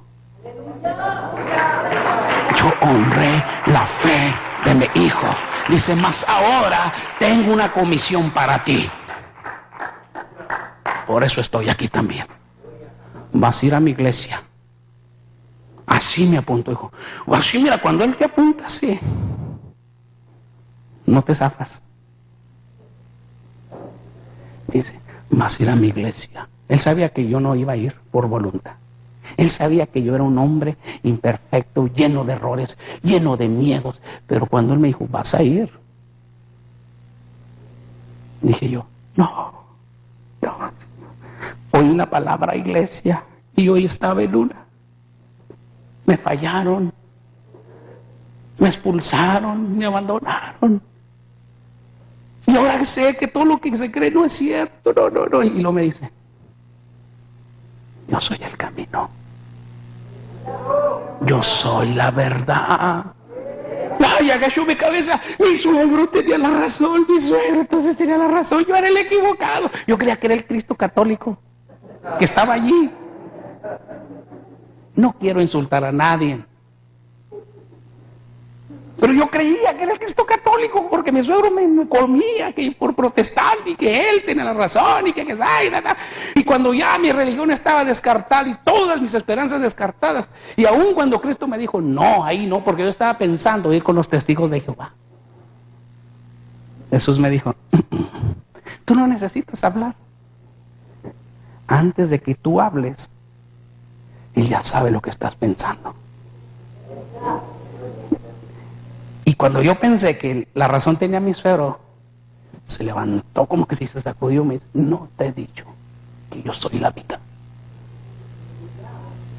Yo soy el camino, la verdad y la vida. Vas a ir a mi iglesia y le vas a decir que los tiempos que tú estés allá con ellos, que no es mucho el tiempo que te voy a dar, ya se han acortado sus días. ¿Ya sí sabes lo que quiso decir el Señor? Que mi generación ha llegado el tiempo en que el Señor le ha cortado sus días con un propósito de salvar sus fieles. Ya no hay tiempo. Ve a ellos y diles que en qué están creyendo. Necesito fe aquel día. Y cuando me dijo, entonces cuando él se iba alejando, toda aquella luz se iba con él. Entonces empezó a materializar aquel cuarto otra vez con todos los accesorios quirúrgicos y aquel cadáver, y me dio tanto miedo porque era distinto cuando él estaba y le grito, no, no te vayas, no, misericordia. Y de lejos me decía, no temas, ve a la comisión que te he dado. No, Señor, no. Mira, si hubiera sabido por lo que iba a pasar todos estos 23 años, me le agarro del pie a Cristo y no estoy aquí. De veras, es extraordinario cuando Él está presente. De veras. Por todo lo que he pasado como misionero, como evangelística, como predicador de Jesucristo, me hubiera agarrado del pie de Cristo. De veras. Digo, enséñale lo que yo he hecho contigo. A mi iglesia. A mí me mandó a la iglesia porque me dijo que su iglesia se ha convertido en una egoísta. ¿Sabes qué es ser egoísta? Aquí has venido hoy a recibir o a glorificarlo. Aquí has venido a buscar de Él o a exaltarlo.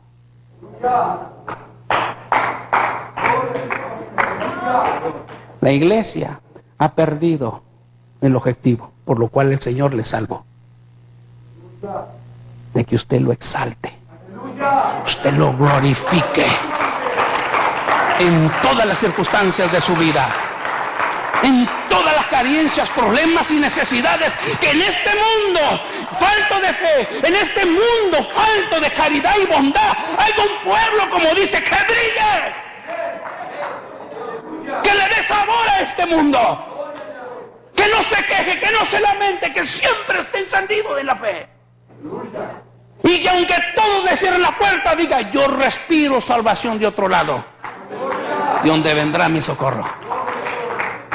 No, aquí venimos, Señor, Señor, Señor, Señor, Señor, Señor. Es bueno, pero hemos perdido el objetivo por estar en su casa. Dile a mi iglesia que es egoísta. Dile que me dé su corazón. Y se fue y de repente me veo cabeza para abajo. Ay, Padre Santo.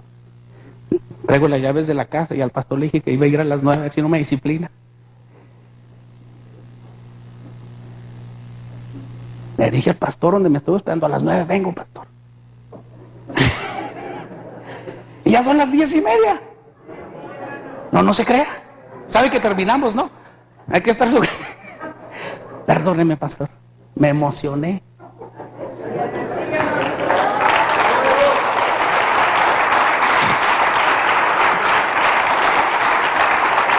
Pues le echo la culpa al secretario. Le digo, el hermano no se vio su carro, se le perdió. Y no se crea. Mire si no veo aquel relojote. Y lo buscaba y lo busqué.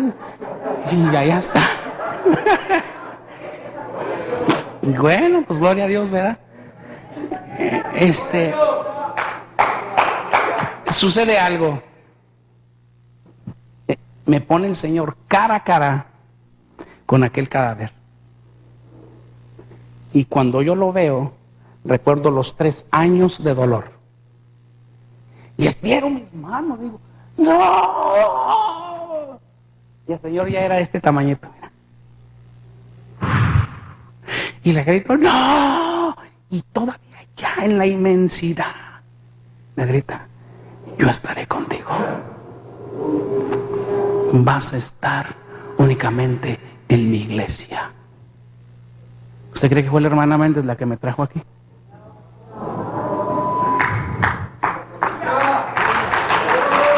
$23 años el Señor tenía preparado este día.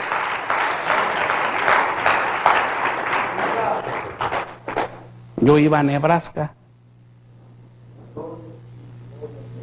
y me detiene y a la hermana me la escondo, pero aquí estoy.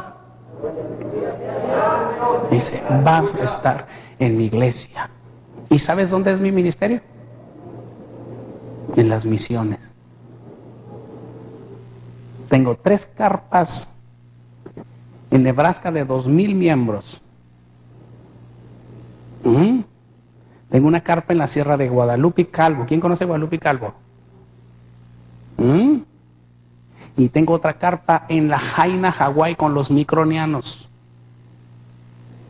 Hemos trabajado por todos lugares donde no se ha predicado el evangelio.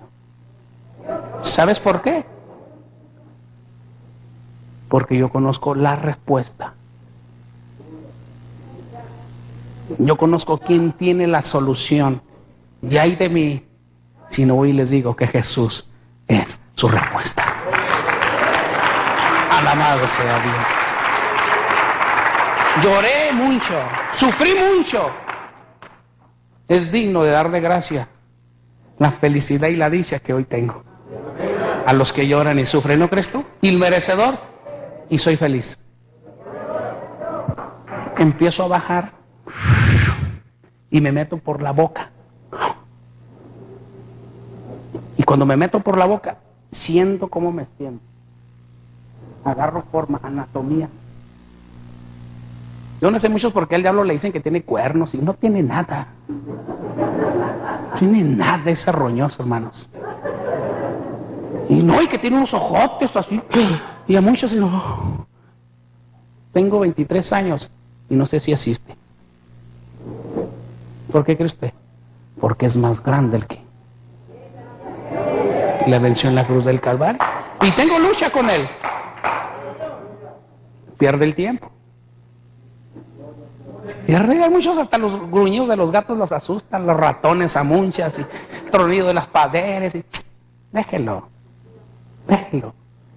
Procúrese en agradarle a su Señor. ¿Sí? Alabado sea Dios. Oye, abro mis ojos y empiezo a ver los cuadritos del techo del hospital que caminaban para atrás. Y empecé a mover, mira. Caray, ¿por qué se mueven estas cosas así? Entonces, y luego dije yo, ¿qué pasa? ¿Qué sucede? Y yo veía que caminaban y luego veía unas rueditas que rechinaban. Oh, pues me levanto y me siento en la camilla, y en una camilla, y de repente una mujer que ¡Jesús! ¡Qué cosa! ¡Se levantó el muerto! ¡Y ¡brum! ¡A correr! ¡Ay, no! Pues yo la miraba y se trompezaba y se levantaba y se cae. Y ¡wow! ¿Qué es esto? ¡Alabado sea Dios! ¡De ese tamaño es mi Cristo! ¡De ese tamaño! ¡Aleluya! De ese tamaño es Él. ¡Wow! ¡Grande! Ni el mundo lo contiene. No hay abismo espacio que lo retenga. Solo un lugar. El corazón que Él le puso al hombre eterno. Eclesiastés 3:13. Este corazón. Abro mis ojos y veo aquel cuadro de terror. Se levantó, no, Jesús, corre. Y da una vuelta así. Pues, ¿qué pasa? Entonces me empiezo a ver. Wow, con un traje azul. Encorbatado.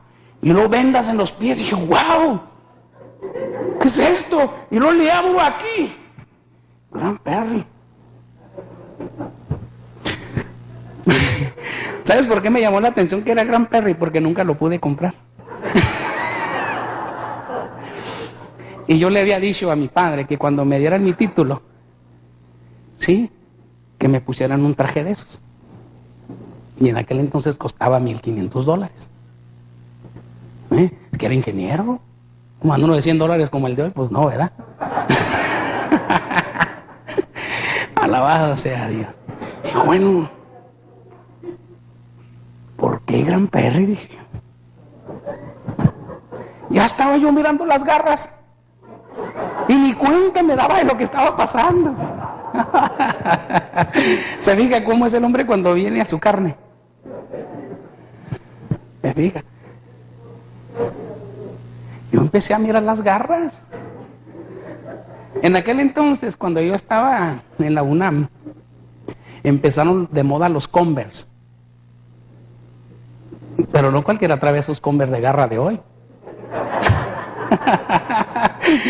Y cuando yo jugaba básquet, yo jugué con las Cobras de Juárez. Y jugué en la escuela ahora últimamente del Atlas. ¿Sí? Y mi hermano Mario Méndez, que está en la selección, es mi carnal. Entonces nos invitaron mucho, mi padre, al deporte. Y en la universidad, pues oiga, es una atleta, deportista, ¿sí me entiende? Entonces cuando me miré los Converse, oiga, los presumía. O cuando me ponía el Pepe de mezclilla y la playera así, ¡wow! Pues no cualquiera traía eso, pues mi papá era arquitecto. Y ganaba bien, entonces nos daba buena garra. Y por eso estaba pendiente de las marcas. Y cuando vi Gran Perry dije, wow, bueno, pero ¿por qué no me las compraron antes? Entonces, cuando yo miré las garras y empecé a mirar, no, contrólate, ¿qué pasa? ¿Qué te sucede? Y oía un gritedero. Y entonces dije yo, pues, ¿qué pasa? ¿Qué sucede? Entonces yo brinco de aquella camilla, pero no me soportan mis pies. ¡Wow! Siento un dolor. ¡Dios mío! ¡Ay! Me agarro así de las patas. ¡Ay, Dios mío! ¡Perdón! Me agarro. ¡Dios mío! Y empiezo a ver que las venas se llenan de sangre. ¡Se llenan de sangre! ¡Ay! Pues ¿dónde me corté? Fue cuando me di cuenta que no traía zapatos. ¡Ay! ¡Qué dolor! Y agarré la camilla y me fui a buscar a la gente que gritaba que me diera auxilio. ¿Qué me pasa? ¡Ay, qué dolor! Oye, pues cuando doy la vuelta, estaba un hombre controlando a Águeda, era la enfermera. Y cuando me mira, ¡ay! También corrió. Entonces dije yo, pues qué tan feo estoy o qué pasa. Después los entiendo.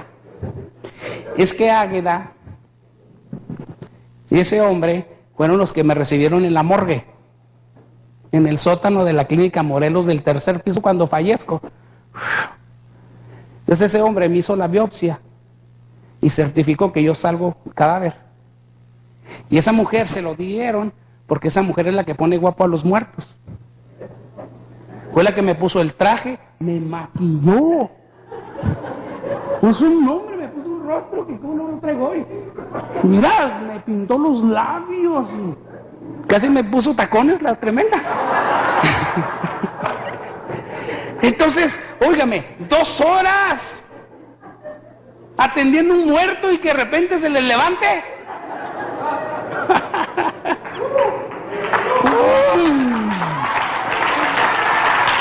Gloria a Dios. Me levanté. Sobre todo, las palabras de Jesús que seguían resonando en mi mente, haciendo eco como un trueno en mi corazón. Todo había cambiado en el lapso de tiempo que había pasado en ese otro reino. Y ahora, de vuelta en los confines de este mundo, yacía en la cama del hospital, repitiendo cada detalle una y otra vez. ¿Era esto la salvación? ¿Realmente había sido salvada? ¿O esa oscuridad regresaría para reclamarme? Había sido rescatada por la luz de Jesús, pero ahora ¿qué iba a hacer con esta nueva verdad? Mi mente era una tormenta de emociones y pensamientos conflictivos. Mi pasado se aferraba a mí como una sombra que se negaba a soltarme. Los años que pasé en la yeshivá, las enseñanzas de mis rabinos, mi dedicación de toda la vida a vivir de acuerdo con las leyes de Dios, todo estaba profundamente arraigado en mi identidad. Estas creencias no eran solo mías, sino que las compartía con mi familia, mis mentores y mi comunidad. Cuestionarlas ahora, desafiar todo lo que me habían enseñado, me parecía una traición, un acto que me separaría de todo y de todos los que había conocido. Estás en un grave problema. ¿Qué le vas a decir a mamá? Cuando venga Arturo, cuando venga Miguel, cuando venga Luis, oiga, cuando venga Gloria, dije, ¿qué le vas a decir? Ahora que venga el Máximo, cabecilla de México, ¿qué le vas a decir? ¿Verdad que no fue el chanclas? No. Mis ojos vieron su gloria. Lo expulsaron en Los Ángeles a mi papá. Allá lo citaron a Los Ángeles. Lo llevaron para Nueva York. También lo expulsaron, lo desatremitaron. Y lo echaron para afuera también. ¿Y sabe cuánto se fue a vivir conmigo? Porque mi mamá lo corrió de la casa.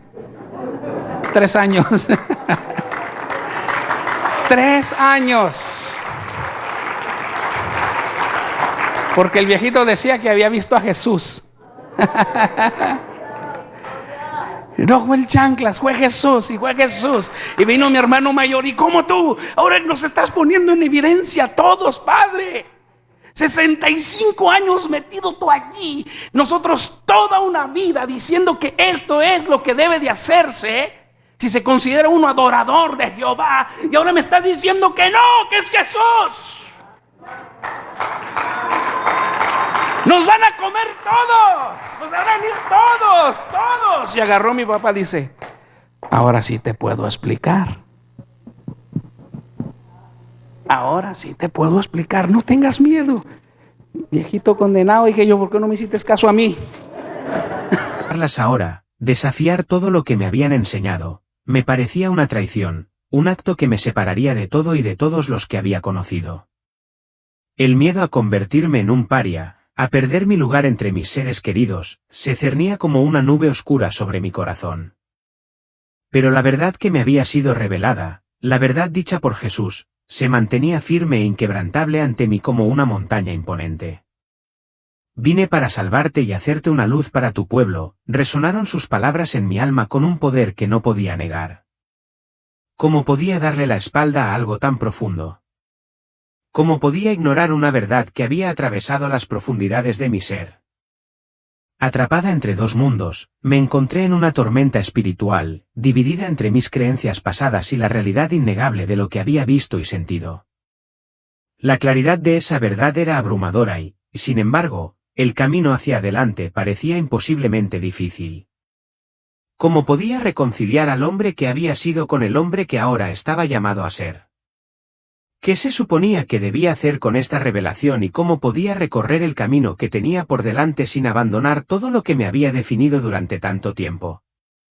La elección era abrumadora, pero en lo más profundo de mí sabía que nunca podría olvidar lo que había presenciado ni ignorar el llamado de Jesús a ser una luz para mi pueblo.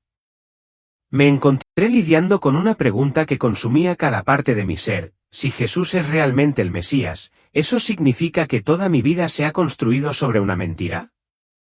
¿O es este el cumplimiento de todo lo que he sabido, la verdad última que he estado esperando? Estas preguntas giraban en mi mente, implacables e insistentes.